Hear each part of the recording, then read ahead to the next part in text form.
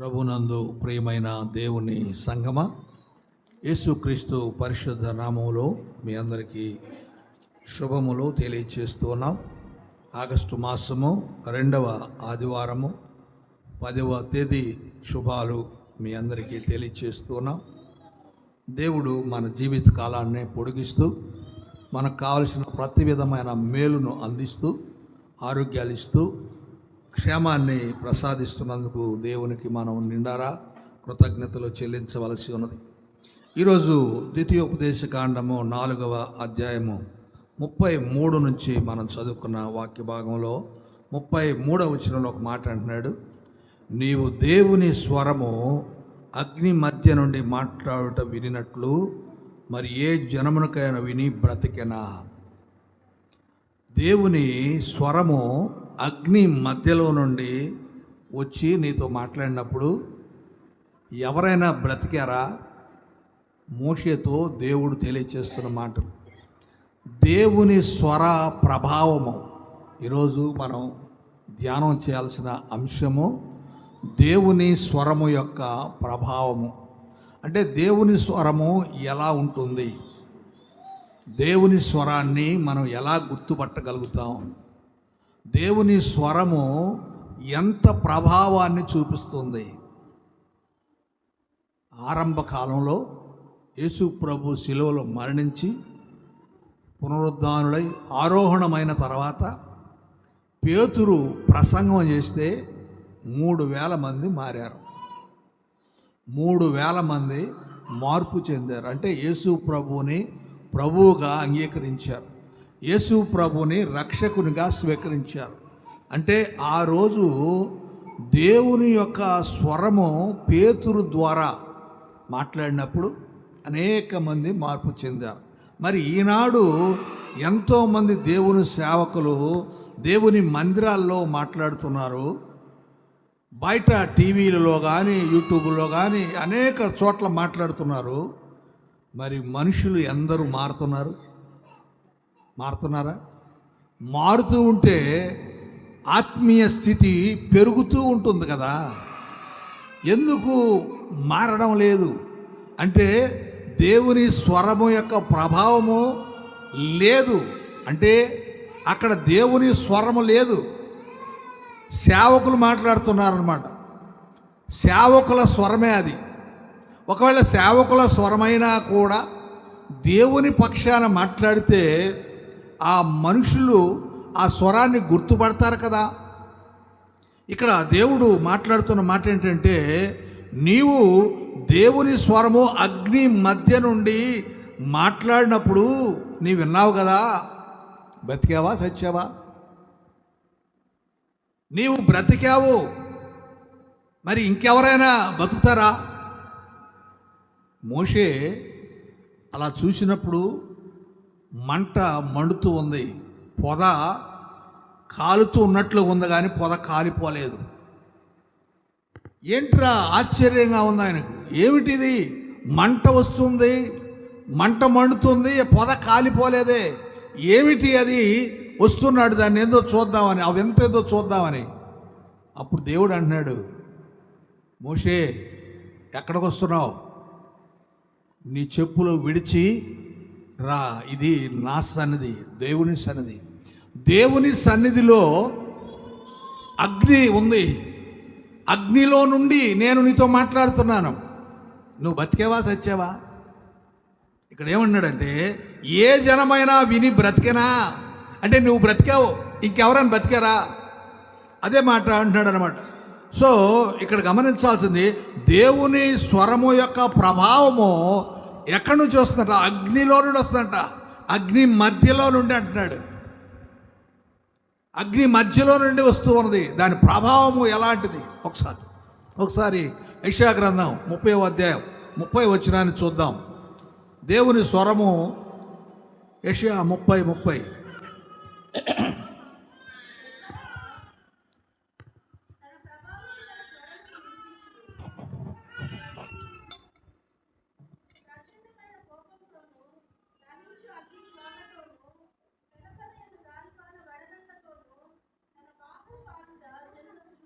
ఎలాంటిదంట ఆయన ప్రభావము?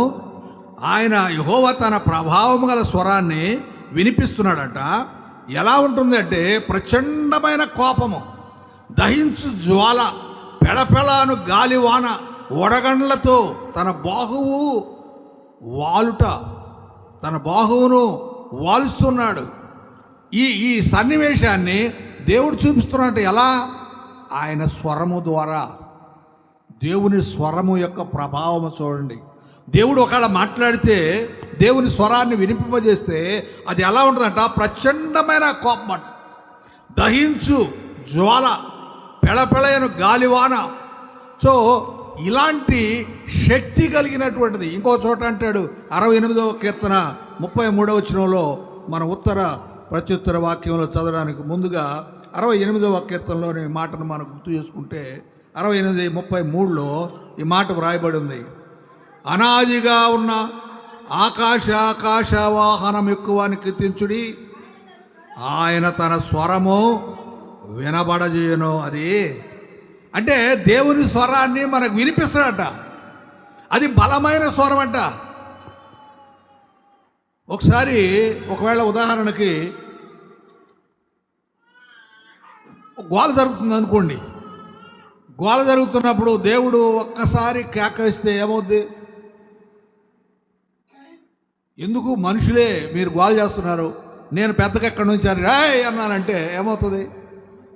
ఒక్కసారి అందరూ సైలెంట్ అయిపోతారు. మరి మనుషుని స్వరానికి అంత పవర్ ఉంటే ఇక దేవుని స్వరాన్ని గురించి ఆలోచన చేయండి, ఎంత పవర్ ఉంటుంది. దేవుడు మాట్లాడితే, దేవుడు తన స్వరాన్ని వినిపింపజేస్తే, దేవుడు తన స్వరాన్ని మనకు వినిపింపజేస్తే ఏమన్నాడు ఇక్కడ చూడండి, వినిపింప చేయగలడంట. 33వ వచనం అంటాడు 68:33లో, అనాదిగా ఆకాశ వాహనం ఎక్కువ అని కీర్తించుడి, ఆయన తన స్వరము వినబడజేయును. వింటున్నావా? అడగబడలేక దేవుని స్వరం వచ్చి మన చెవులో పడిపోద్ది. అందుకే కొంతమంది భయపడతారు, చెవులు మూసుకుంటారు, చెవులు దూదులు పెట్టుకుంటారు. నువ్వు ఎక్కడ పెట్టుకున్నా దేవుని స్వరము నీకు వినిపింపచేయాలని ఆయన అనుకుంటే నీ గుండెల లోతుల్లోకి వెళ్ళిపోద్ది.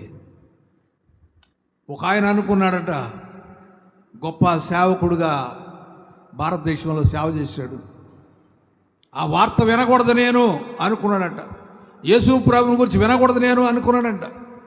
అనుకొని వెళుతూ ఉంటే ఎక్కడో మైకులో శబ్దం వినపడిందంట. ఎక్కడో గ్రామంలో స్వార్థ ప్రకటించబడుతుంటే ఆ మైకులో వినపడిందంట యేసు ప్రభువు అనే మాట. యేసు ప్రభు అనే మాట పదే ఆ చెవులకు గింగురుమంటూ ఉందట. ఏంట్రా ఇది, నేను ఆ పేరే వినకూడదు అనుకుంటే ఎందుకు నా చెవులో గింగురుమంటుంది? ఈనాడు చాలామంది మన ఆంధ్రాలో కూడా తెలుగు వాళ్ళు చాలామంది ఉన్నారు. బైబిల్ని కాల్చేయాలా, తీసేయాలా, బ్యాన్ చేయాలా, యేసు ప్రభు పేరే రాకూడదు బయటికి, రకరకాల కామెంట్స్ చేస్తున్నారు. చైనాలోనట ఇంతకుముందు అలాగే జరిగిందంట.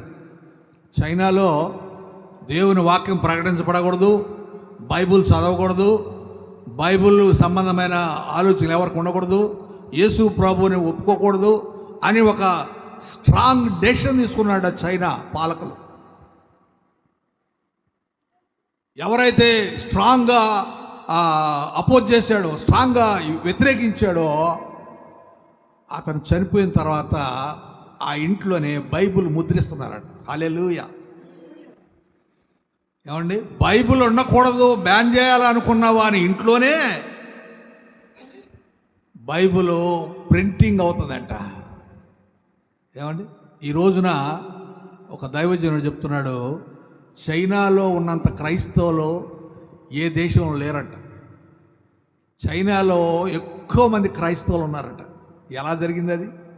అంటే దేవుని స్వరము ఆపాలి అనుకుంటే ఆగుద్దా? అది బలమైనది. మన చెవులలో జ్వరబడి గుండెలోకి వెళ్ళిపోయి ఒప్పింపజేసేటువంటిది. ఒకవేళ ఎందరో ఎన్ని మాటలన్నా దేవుని వాక్యము, ఆయన స్వరము బలమైనది, గంభీరమైనది. ఇక్కడ ఏమన్నాడంటే వినపడ చేయును. నువ్వు వినాలి. You have to hear. నువ్వు వినాలంతే. నేను వినను అంటే కుదరదు. నువ్వు పడుకుంటే నీ కల్లో కూడా వచ్చేస్తుంది. నీ కల్లో నిద్రపోకుండా ఒకటే మనకి వినిపిస్తూ ఉంటుంది. అప్పుడు ఏం చేస్తావు? You have to obey the word of God. దేవుని వాక్యానికి నువ్వు లోబడాలి. ఆయన స్వరము అంత బలమైనది అనే విషయాన్ని గుర్తు చేస్తున్నా. 46వ కీర్తన 6వ వచనంలో ఒక మాట చూద్దాం. 46వ కీర్తన 6వ వచనం ఉత్తర ప్రత్యుత్తరంలో మనం చదువుకున్నాం. జనములు ఘోషించుచున్నవి, రాజ్యములు కదులుచున్నవి, ఆయన తన కంఠధ్వని వినిపించగా భూమి కరిగిపోతున్నది. దేవుని స్వరమట, ఆయన కంఠ ధ్వని వినిపించగా ఏం జరుగుతుంది? భూమి కరిగిపోతుందంట. ఇంకేం చేయగలరండి? దేవుని స్వరానికి విరోధంగా నువ్వు ఏమైనా చేయగలవా? భూమి అంట కరిగిపోతుందంట. భూమి మీద నువ్వు ఉంటున్నావు కదా, భూమి మీద నువ్వు నివసిస్తున్నావు కదా. భూమి కరిగిపోతే నువ్వు ఎక్కడున్నావు? భూమి కరిగిపోతే మనిషి ఎక్కడున్నాడు? ఇక మనిషికి నో లైఫ్ ఎట్టాలి, జీవితమే లేదు. ఎందుకంటే భూమే లేదు కదా. మనుషుడు ఎక్కడ ఉండాలా? భూమి మీద ఉండాలా? నీళ్ళలో ఉండగలరా? ఉండలేడు. ఆ రోజు నోవాహుకు చెప్పాడు కదా దేవుడు, నీళ్ల మీద జనులు ఉండలేరు నాయన, ఓడ తయారు చేసుకో అన్నాడు. ఓడ తయారు చేయించాడు. ఓడలో వీళ్ళ ఫ్యామిలీ నుంచి అవసరమైన పక్షులు, జంతువులు అన్ని పెట్టుకున్నాడు. మిగతా వాళ్ళందరినీ వదిలేయమన్నాడు. భూమి మీద జలం వచ్చేసింది. 40 దినాలు జనం, విస్తారమైన జల ప్రళయం. ఎవడు మిగలలేదు. ఆ ఓడలో ఉన్నవాళ్ళు మాత్రమే బ్రతికారు. కనుక మనుషుడు ఎక్కడ ఉండాలా? భూమి మీద ఉండాలి. భూమి మీద ఉండాల్సిన మనుషుడు ఇప్పుడు దేవుని యొక్క స్వరము వినిపింపగా భూమి కరిగిపోతుంది. భయపడడానికి మాటలు నేను చెప్పట్లేదండి, దేవుని వాక్యంలో ఉన్న విషయాలు చెప్తున్నా. దేవుని స్వరము యొక్క ప్రభావము ఎంతటిది అంటే భూమిని కరిగింపజేస్తుంది. ఇక కనపడదు భూమి. మొదటి భూమి, మొదటి ఆకాశము గతించిపోయాననే ప్రకటన గ్రంథంలో ఉంది. రాబోయే కాలంలో అది జరుగుతుందట. మొదటి భూమి, మొదటి ఆకాశము గతించిపోతుంది. కనుక భూమిని నమ్ముకోలేము. మనం అనుకోవచ్చు, నాకు ఇన్ని ఎకరాల పొలం ఉంది, నాకు ఇన్ని సెంట్లు ఇంటి స్థలం ఉంది, నాకు ఇంత బంగ్లా ఉంది, ఓ పెద్ద ఆస్తి ఉంది. ఆయన స్వరానికి ఇవన్నీ కూడా నిలవవు, కరిగిపోతాయి, లయమైపోతాయి. ఈ సత్యాన్ని మనం గుర్తు చేసుకోవాలి. యోబు గ్రంథంలో ఒక మాట చూస్తే 37:4 అంటాడు ఆయన స్వరం ఎలాంటిదో. యోబు 37:4.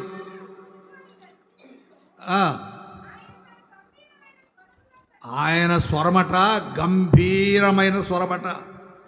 ఆయన తన గంభీరమైన స్వరముతో గర్జించును. ఆయన ధ్వని వినబడినప్పుడు ఆయన మెరుపును నిలిపివేయడు. మెరుపు వచ్చేస్తుందట. మెరుపు, ఆయన ధ్వని గంభీరమైనటువంటి స్వరము గర్జిస్తాడట. గర్జించేది ఎవరు? సింహము. సింహం గర్జిస్తే మనిషి ఎక్కడ ఉంటాడు? పారిపోతాడు, పరార్. సింహము గర్జనకు ఒక మనుషుడే కాదు, ఏ జంతువులైనా కూడా పారిపోతాయి. సింహము రాజు. మరి ఇక్కడ దేవుడట అలా గంభీరమైన స్వరంతో గర్జిస్తాడట. అలా గర్జించినప్పుడు ఏ మనుషుడు నిలవలేడు. నీకు ఒకవేళ వార్నింగ్ ఇవ్వాల్సి వస్తే, నీకు హెచ్చరిక ఇవ్వాల్సి వస్తే, నీకు కీడును తీసుకురావాలని ప్రయత్నం చేస్తే, లేక నీ నష్టాన్ని చెప్పాలని ప్రయత్నం చేస్తే మనం తాళుకొనలేము. ఆయన స్వరానికి లోబడిపోవాల్సిందే. నిలబడు అంటే నిలబడాలి నువ్వు, కూర్చో అంటే కూర్చోవాలి నువ్వు. ఎవరు అంటున్నారండి ఇప్పుడు? దేవుని స్వరం అంటున్నారా? వాక్యం మాట్లాడుతుంది, దేవుడు అనుకోవట్లేదు మనం. దేవుని సేవకుడు మాట్లాడుతున్నాడు, లేదా మన పాస్టర్ గారు మాట్లాడుతున్నాడు అనుకుంటున్నాం. రాత్రి ఒక యూత్ మీటింగ్లో మేము గుర్తు చేసుకున్నాం. పౌలు అంటాడు తిమోతికి చెప్తూ, ఆజ్ఞాపించు అంటాడు. నువ్వు ఆజ్ఞాపించాలంట. ఏమని? వాక్యాన్ని విను అని ఆజ్ఞాపించాలి, వాక్యాన్ని తీసుకో అని ఆజ్ఞాపించాలి, మందిరానికి రా అని ఆజ్ఞాపించాలి. ఆజ్ఞాపిస్తే అది తప్పక జరిగించాలి. ఇక్కడ ఏమన్నాడంటే, ఆయన ఎదుగో ఆ గంభీరమైనటువంటి స్వరము ఆయనది. ఆ గంభీరమైన స్వరం గర్జిస్తుంటే ఆ గంభీరమైన ధ్వని వినపడినప్పుడు మెరుపును కూడా ఆయన నిలిపివేయడట. అంటే ఆయన స్వరంతో పాటు మెరుపు కూడా వచ్చేస్తుంది. ఒక్కసారి కళ్ళు బయర్లు గమ్ముతాయి, మనకేం కనపడదు. ఒకసారి సూర్యుడిని కంటితో చూడాలంటే చాలా ఇబ్బంది పడిపోతాం. అలాంటిది ఆయన మెరుపు, ఆ మెరుపు ఆయన ఆయన అరిచినప్పుడు, ఆయన స్వరము గర్జించినప్పుడు మెరుపు వస్తుందట. ఆ మెరుపును ఆయన ఆపలేడట. ఆ మెరుపుకి జనాల కళ్ళు పోతాయి, చూడలేరు. మనం చిన్న చిన్న ఈ వర్షాలు వచ్చినప్పుడు, గాలివానలు వచ్చినప్పుడు మెరుపు వస్తేనే అబ్బా చూడలేము అనుకుంటాం.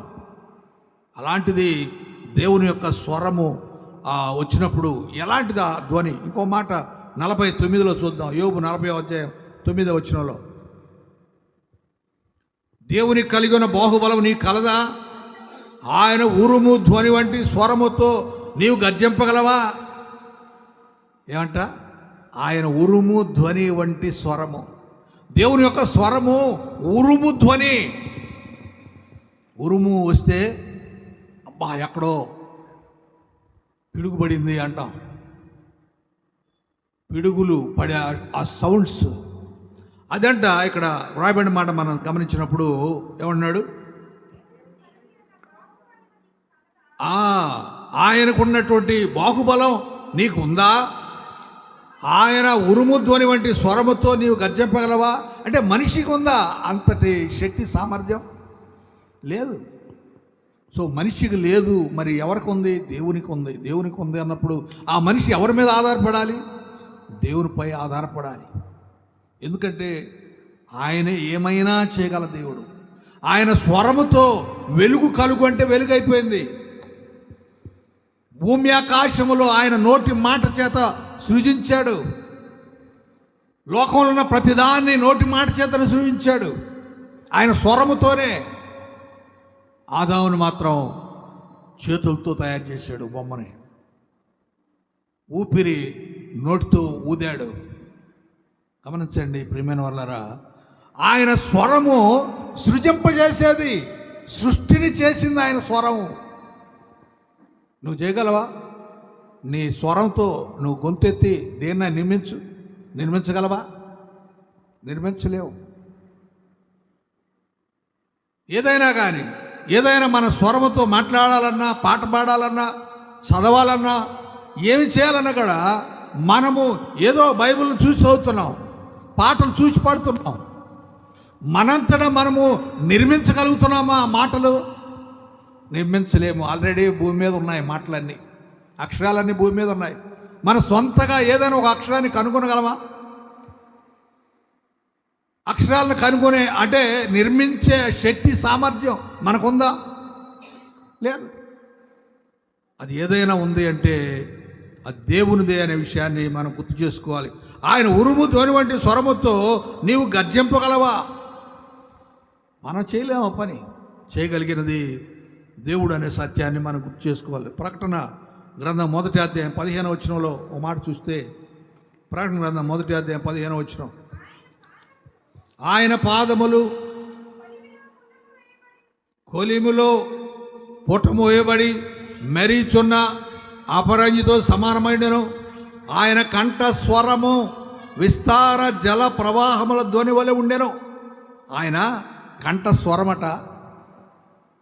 ఆయన కంఠ స్వరము, గొంతు నుండి వచ్చేటువంటి వాయిస్, అది ఎలాంటిదంట? విస్తార జల ప్రవాహముల ధ్వని.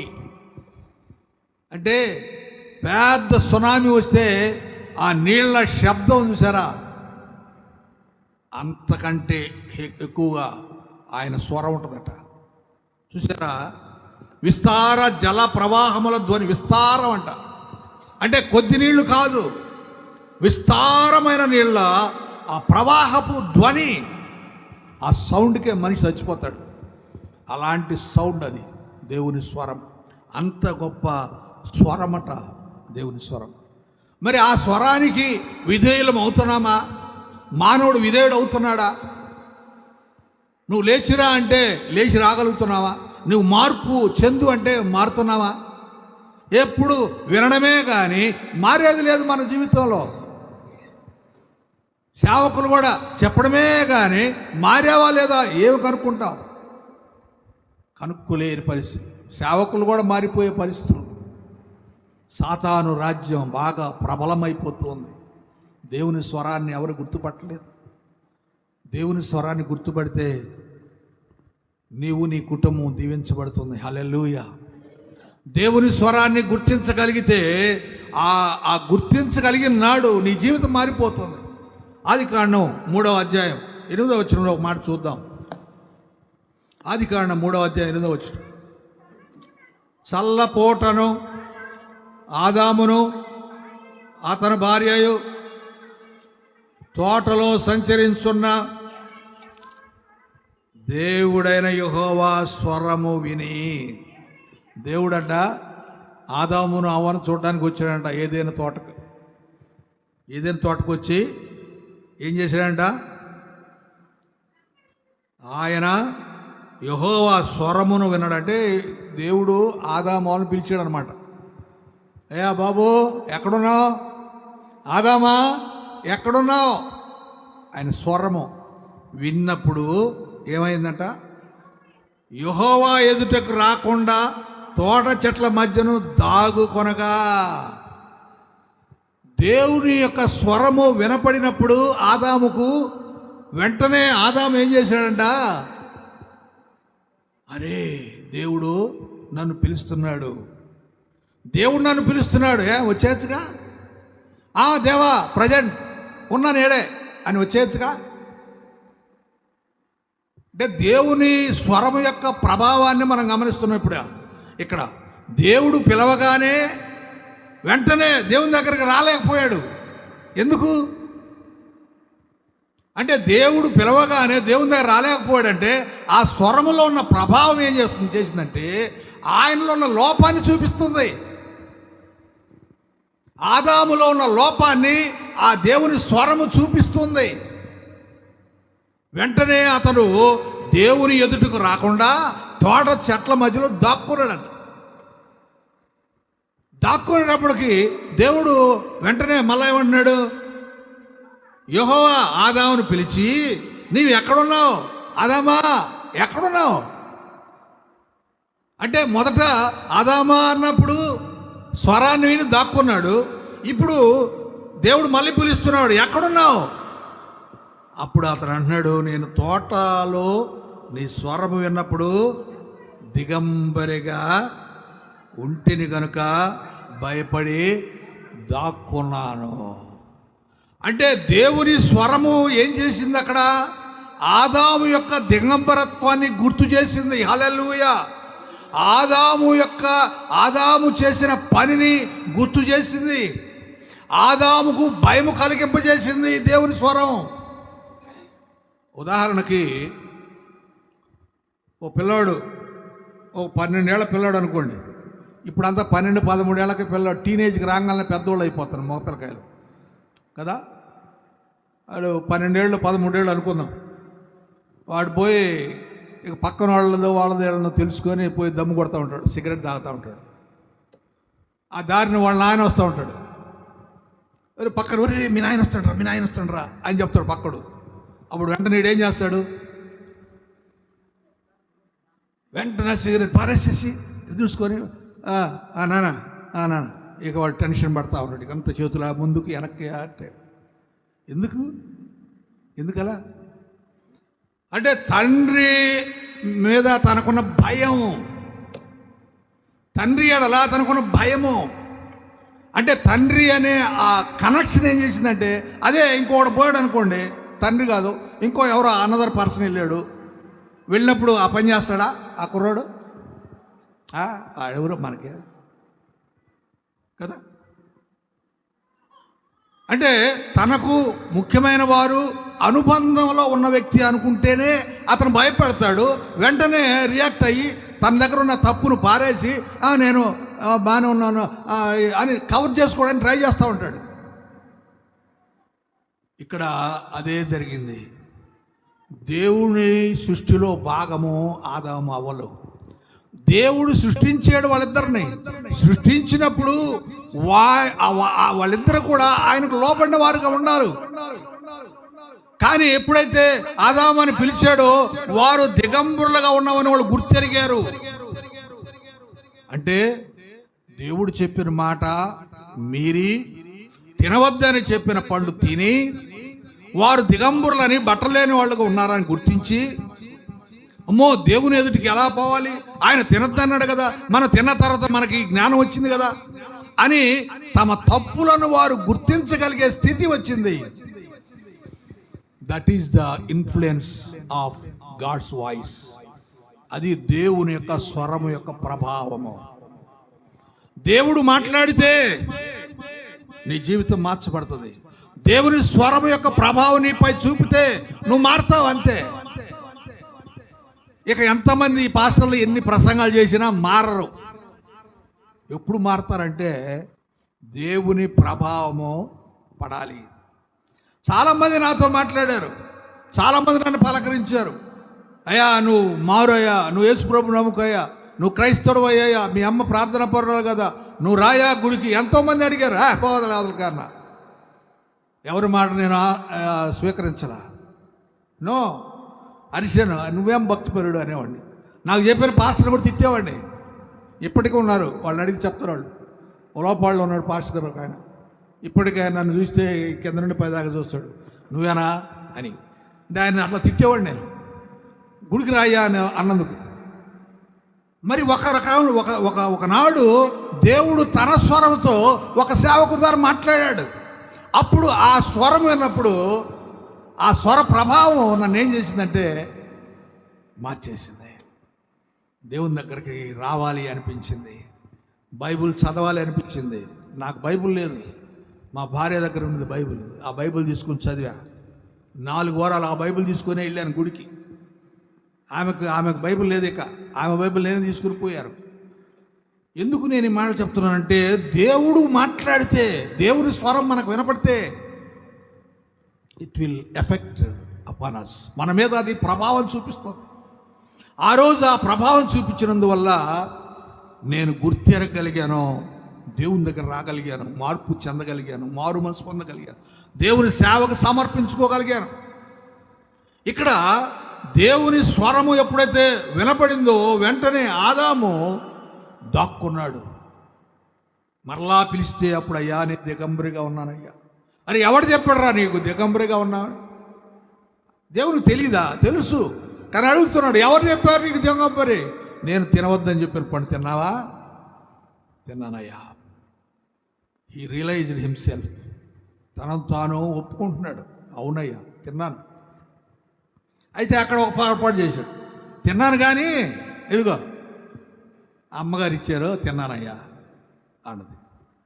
ఆమెను అడిగాడు, ఏ అమ్మ ఎందుకు ఇచ్చావు? ఓ పాస్టర్ గారు చెప్తున్నాడు నిన్న పెళ్ళిలో.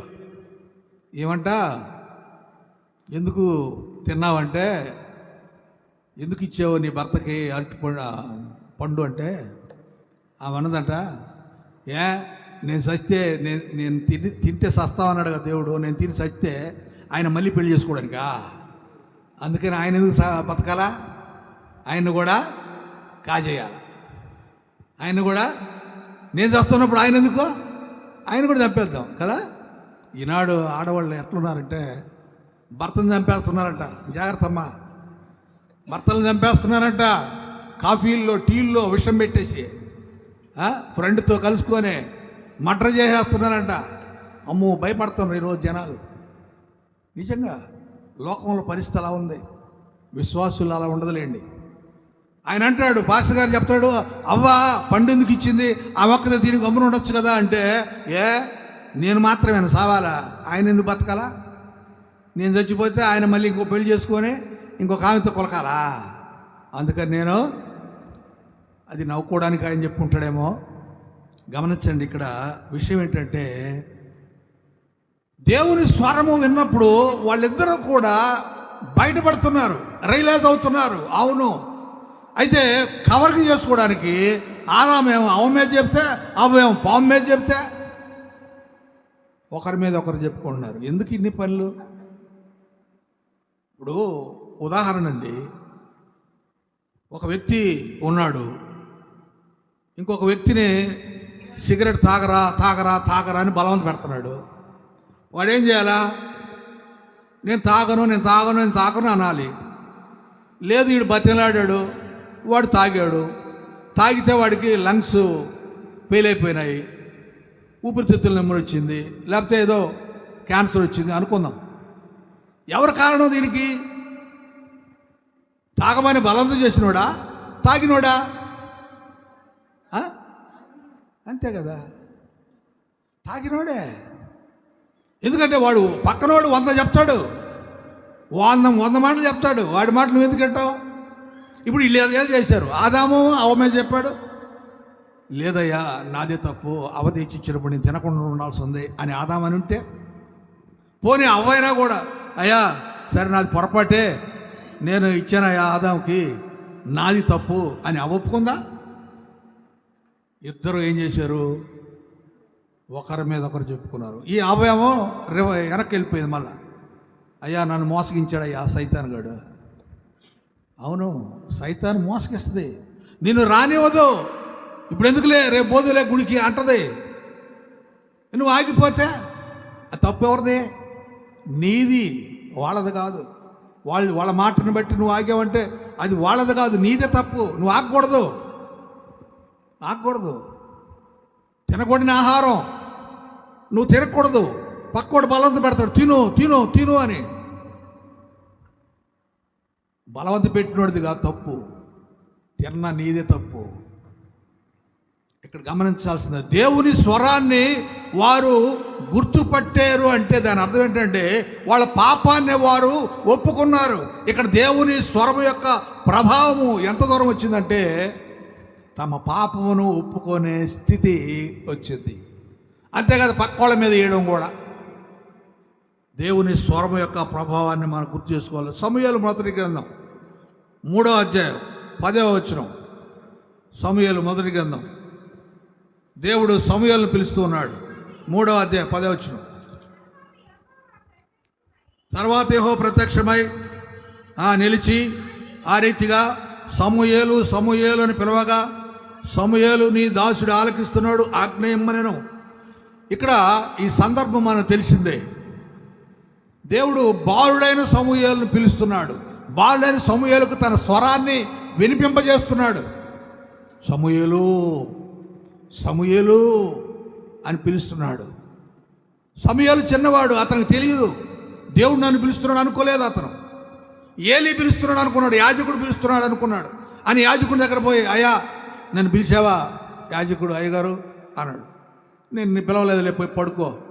మళ్ళా 2వసారి మళ్ళీ పోయి పడుకో. 3వసారి అప్పుడు ఏలీకి గుర్తొచ్చింది, ఓహో దేవుడు పిలుస్తున్నాడు సమూయేలుని, నాతో మాట్లాడలేదు దేవుడు, నేను యాజకుడిని కదా, సీనియర్ పాస్టర్ని కదా, నాతో మాట్లాడలేదు దేవుడు, పిల్లవాడితో మాట్లాడడానికి ప్రయత్నం చేస్తున్నట్టున్నాడు అని సమూయేలు చెప్పాడు. అయ్యా ఈసారిగా నేను పిలిస్తే నీ దాసుడు ఆలకిస్తున్నాడు, సెలవి అని అడుగు. ఆయన ఏం చెప్తాడో అది చెప్పు నాకు.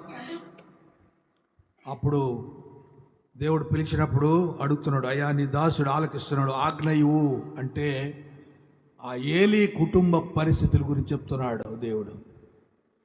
అంటే దేవుని స్వరము యొక్క ప్రభావం ఇక్కడ ఏంటంటే ఒక కుటుంబం, యాజకుని కుటుంబం యొక్క భవితవ్యాన్ని చెప్తున్నాడు.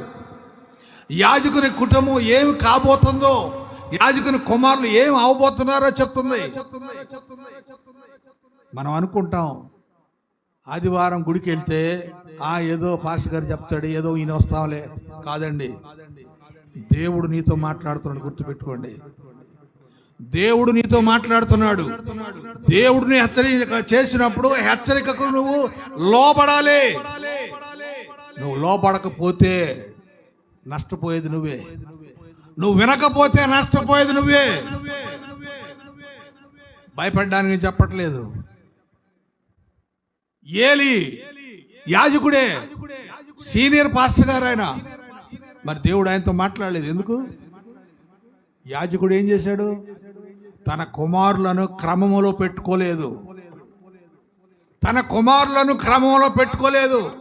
తన కుమారులకు భక్తి నేర్పలేదు. తన కుమారులు తప్పు చేస్తుంటే ఖండించలేదు, గద్దించలేదు. అరే మీరు చేసే తప్పు అనలేదు. ఏమండి, ఈరోజు ఎంతమంది తండ్రులు తల్లులు తమ బిడ్డల్ని గద్దిస్తున్నారు చెప్పండి? ఎంతమంది కుమారులను తల్లిదండ్రులు గద్దిస్తున్నారు? ఎంతమంది? నేను మొన్న పోయేటప్పుడు పోయిన వారంలో హోటల్లో ఆగాం. పిల్లోడు వాడు ఎంతన్నాడు, 5 ఏళ్ళు 6 ఏళ్ళు ఉన్నాయి. వాళ్ళ అమ్మా నాన్న నోరు మూసుకో అంటున్నాడు పెద్దగా, నోరు మూసుకో అంటున్నాడు పెద్దగా. అక్కడ హోటల్లో దాదాపు ఒక 50 మంది ఉన్నారు. అందరూ వాడు చూస్తున్నారు. నేను కూడా చూశాను, పక్కనే ఉన్నాను. పాస్టర్ అమ్మ నన్ను చూస్తుంది, ఎందుకు నేను రియాక్ట్ అవుతానని. వాడు అట్లా అంటుంటే ఎవరికైనా ఒళ్ళు ఎట్టుంటుంది? మన బిడ్డలైతే మనకి ఎలా అనిపిస్తుంది?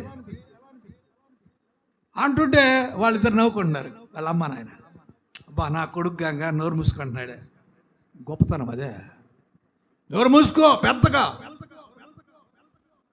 సరేలే కూల్ చేస్తున్నారు వీళ్ళు. ఏంటది? ఆ స్వరం చూడండి, ఆ పిల్లవాని స్వరం అంతా రెచ్చిపోతుందంటే ఏం చేస్తున్నాడు అమ్మ నాయన? రేపు దేవుడు అడిగితే ఏం చెప్పాలి వీళ్ళు? ఏలి అదే చేశాడు. తన కుమారులను గద్దించలేదు, ఖండించలేదు. తమ కుమారులు చండాల పనులు చేస్తున్నారు, తప్పులు చేస్తున్నారు. మా కొడుకు కదా, మా కొడుకు కదా. నీ కొడుకు అయితే సమాజంలో తప్పులు చేస్తూ ఉంటే నీ కొడుకు నువ్వు గద్దించవా? నీ కూతురు నువ్వు గద్దించవా? నీ బిడ్డలు నువ్వు గద్దించకపోతే ఎవరు గద్దించాలా? దేవుని సేవకుడు గద్దిస్తేనేమో అలుగుతారు, ఇక గుడికి రారు. ఇక కొన్ని నెలల పాటు, కొన్ని వారాల పాటు. ఎవరి కోసమే గద్దించేదే? సేవకుడు గద్దించేది ఎవరి కోసం? నా కోసమా? మీకోసమే కదా. క్రమంగా ఉండండి అని బుద్ధి నేర్పడం మీకోసమే కదా. ఎందుకు అక్కడ ఏలి కుమారులకు నేర్పలేదు? దేవుని స్వరం వచ్చింది. ఇప్పుడు పిల్లవానితో మాట్లాడుతున్నాడు దేవుడు. పిల్లవానికి వినిపింపజేస్తున్నాడు తన స్వరాన్ని. ఎందుకు వాళ్ళతో చెప్పు, ఏలికి చెప్పు, వాళ్ళ కొడుకులనే చంపేస్తున్నారు. అయిందా? ఇప్పుడు తిరణాలు తీరిందా? నీ కొడుకు అని నెత్తినెక్కించుకున్నావు. ఏమైంది? యాక్సిడెంట్లో చచ్చి కూర్చున్నాడు. ఏమైంది? ఎప్పుడు కూడా మీ బిడ్డలను మీరు క్రమంలో పెట్టుకోకపోతే నష్టపోయేది మీరే. అది గుర్తుపెట్టుకోండి. ఎవరైనా కానీ నేనైనా కానీ మన బిడ్డలను మనం కంట్రోల్ చేయలేకపోతే, ఈ వయసు వచ్చింది, వాళ్ళు పెద్దవాళ్ళు అయిపోయారు, ఇప్పుడు మనం ఏం కంట్రోల్ చేయలేం. దాటిపోయింది, ఏజ్ దాటిపోయింది. మొక్కయి వంగనది మానై వంగదు. మొక్కగా ఉన్నప్పుడే దాన్ని ముంచడానికి ప్రయత్నం చేయాలి. ఇప్పుడు నేనున్నా అనుకో, నా కొడుకులు 35 ఏళ్ళు 40 ఏళ్ళు వచ్చిన వాళ్ళకి, ఇప్పుడు వాళ్ళని ఏమైనా చెప్పగలనా, చేయగలనా? చేయలేను. ఎందుకంటే వాళ్ళకి పిల్లలు పుట్టారు. ఇప్పుడు వాళ్ళ పిల్లల్ని వాళ్ళు కంట్రోల్ చేసుకోవాలి. ఇప్పుడు మనం వాళ్ళని ఇప్పుడు ఏం చేయలేం. వాళ్ళ ఇబ్బందులు వాళ్ళకు ఉంటాయి. మన టైం ఉన్నప్పుడే మనం అది చేయాలి. చిన్నపిల్లలు ఉన్నప్పుడే ఆ తల్లిదండ్రులు ఆ బిడ్డల క్రమంలో పెట్టాలి. పెద్దవాళ్ళు అయిన తర్వాత కుదరదు. ఏలి కుమారులు అదే జరిగింది. అందుకే ఏలి కుమారులు నాశనాన్ని దేవుడు తన స్వరం ద్వారా తెలియపరిచాడు. అపోస్తుల కార్యములు 9వ అధ్యాయం 3-4 వచనాలు చూద్దాం. పౌలు గురించి కొన్ని మాటలు ఇక్కడ చూడొచ్చు. అపోస్తుల కార్యం 9వ అధ్యాయం. అతడు ప్రయాణం చేయొచ్చు. దమస్కు దగ్గరకు వచ్చినప్పుడు అకస్మాత్తుగా ఆకాశంలో ఒక వెలుగు అతని చుట్టూ ప్రకాశించను. అప్పుడు నేల మీద పడి, సౌలా సౌలా నీ వేళ నన్ను హింసించున్నావని తనతో ఒక స్వరం పలుకుట. ఇక్కడ దేవుని స్వరము అపోస్తుడైన పౌలుకు వినపడుతుంది. ఎందుకు? పౌలు సౌలుగా ఉండి క్రైస్తవులను హింసిస్తూ ఉన్నాడు. క్రైస్తవులను హింసిస్తూ ఉన్నప్పుడు దేవుని స్వరము బయలుపరచబడింది. దేవుని యొక్క స్వర ప్రభావం ఇక్కడ చూపుతుంది. ఒక అన్యుడు క్రైస్తవులను హింసిస్తున్నవాడు. ఈనాడు భారతదేశంలో క్రైస్తవులను హింసిస్తున్న అనేక మంది తయారయ్యారు. దేవుడు వారితో మాట్లాడతాడు. హల్లెలూయా. మనం అనుకుంటాం, అమ్మో ఇటు జరుగుతుంది అటు జరుగుతుంది. ఎట్ట జరిగినా దేవుడు వాళ్ళతో మాట్లాడతాడండి. మనం కాదు మాట్లాడేది, మనం మాట్లాడవల్లే దేవుడే మాట్లాడతాడు వాళ్ళతో. సౌలు క్రైస్తవులను హింసిస్తున్నాడు, బాధిస్తున్నాడు, గర్భిణీ స్త్రీలను సైతము నరుగుతున్నాడు. ఎంత దుర్మార్గ పనులు చేస్తున్నాడు సౌలు. యేసు ప్రభు స్వరం, సౌలా సౌలా నీవేళ నన్ను హింసిస్తున్నావు. పడిపోయాడు దెబ్బకి. ఆడ పడిపోయి చూశాడు, ఎవరైనా నన్ను పిలుస్తున్నాడు. వెంటనే ప్రభువా ఎవరు నువ్వు అంటున్నాడు. ఎవడరా నువ్వు అల్లా. చూడండి ఏముంది ఆడ, ప్రభువా నీవెవరవయ్యా అంటే అప్పటిదాకా ఉన్నటువంటి గర్వం ఏమైంది? పడిపోయింది. ఇప్పుడు ఆ వ్యక్తిని ప్రభువా అంటున్నాడు. ఎందుకు? నేల మీద పడ్డాడు, కళ్ళు పోయినాయి, చూపు లేదు. దేవుని స్వరము యొక్క ప్రభావం అలా ఉంటుందండి, గుర్తుపెట్టుకోండి. నువ్వు విర్ర వీగేవనుకో 4 కోసి పడేస్తాడు. నువ్వు దేవునికి విరోధంగా ఏమి చేసినా, ఇదిగో క్రైస్తవులు హింసించి బాధించిన సౌలు ఏమయ్యాడు? గుడ్డివాడయ్యాడు. ప్రభువా అన్నాడు. సరే నువ్వు అన్నయ్యను కలుపు. ఎందుకయ్యా నన్ను హింసిస్తున్నావు నువ్వు? అయ్యా నిన్ను నేను ఎప్పుడు హింసించావు? నిన్ను హింసించాను అంటే ఇదిగో నా ప్రజలను నువ్వు హింసించావు, నువ్వు మారాలి. మారతానయ్యా, మారిపోతాను. దుర్మార్గుడు, ఎంత దుర్మార్గుడు, మారిపోలా. అన్నయ్య కాడ బొమ్మన్నాడు. అన్నయ్య కాడ పోతే అన్నయ్య అన్నాడు, ఇటు దుర్మార్గుడు, వద్దు ఇటు పంపి అన్నాడు. అప్పుడు ప్రభు మాట్లాడాడు అన్నయ్యతో, అన్నయ్య నేను ఏర్పరచుకున్న సాధనం అతను. అన్యులకు కానీ యూదులకు కానీ వాక్యం చెప్పాలంటే ఇతనే. ఎందుకంటే ఇతడు యోధా మతంలో ఉన్నవాడు, అన్య జనాలకు సపోర్టుకున్నవాడు. సో ఇతనే కావాలి నాకు. సో హింసింపబడినటువంటి పరిస్థితుల్లో ఉన్న ప్రజల కోసంగా దేవుని స్వరము ఇక్కడ సౌలుతో వినిపింపజేసినప్పుడు సౌలు తన జీవితాన్ని మార్చుకున్నాడు అనే విషయాన్ని జ్ఞాపకం చేస్తూ ఉన్నారు. యోహాను సువార్త 10వ అధ్యాయం 3-4 వచనాల్లో చూస్తే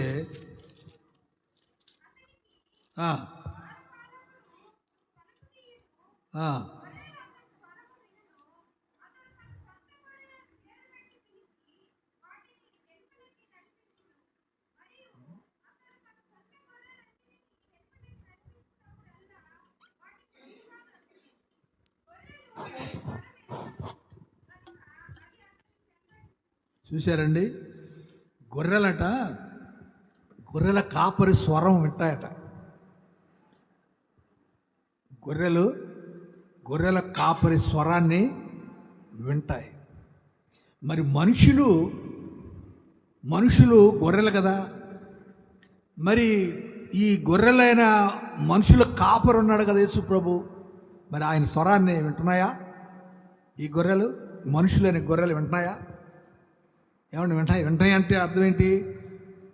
చెవుతో వినడం కాదు, క్రియలో అనుసరించడం వినడం అంటే. బాబు మంచిళ్ళు తెచ్చి అంటే వాడు మంచిళ్ళు తెచ్చిస్తే అది వినడం. వినపడినా కూడా వాడు అట్లాగే ఉన్నాడు అనుకో, అది కాదు. అంటే స్వరాన్ని వినడం కాదు, చెప్పిన పని చేయడం, అది వినడం అంటే. యేసు ప్రభు యొక్క స్వరాన్ని వినాలి. ఎవరు? ఆయన గొర్రెలు. ఆయన స్వరాన్ని వినాలి. ఇక్కడ గమనిస్తే అలా విన్నాయట. ఆయన స్వరము విని వెంబడించేట.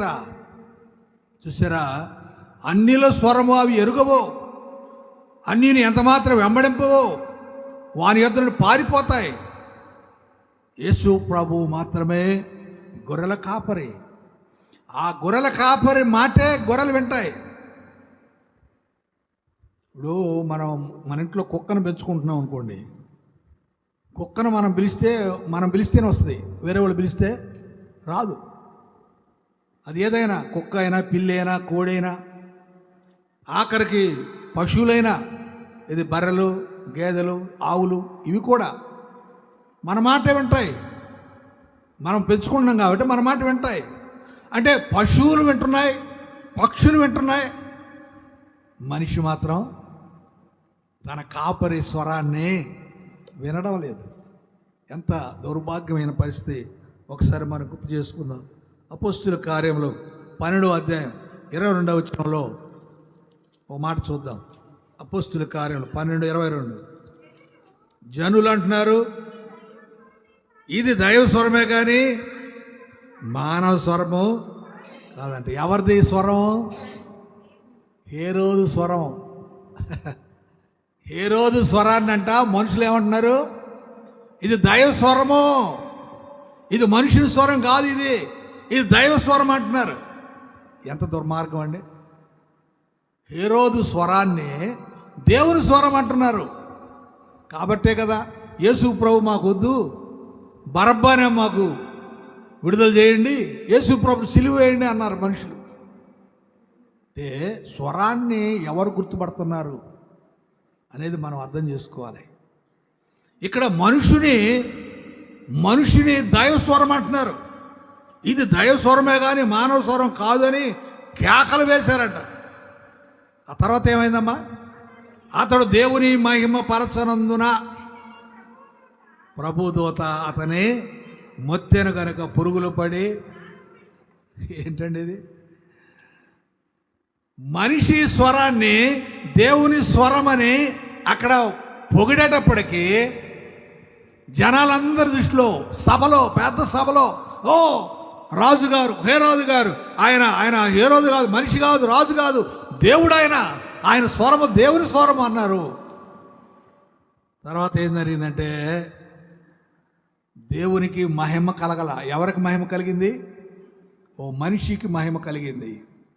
అందుకే దేవుని దూత ఏం చేశాడంట, అక్కడే పురుగులు పడి చచ్చిపోయాడు.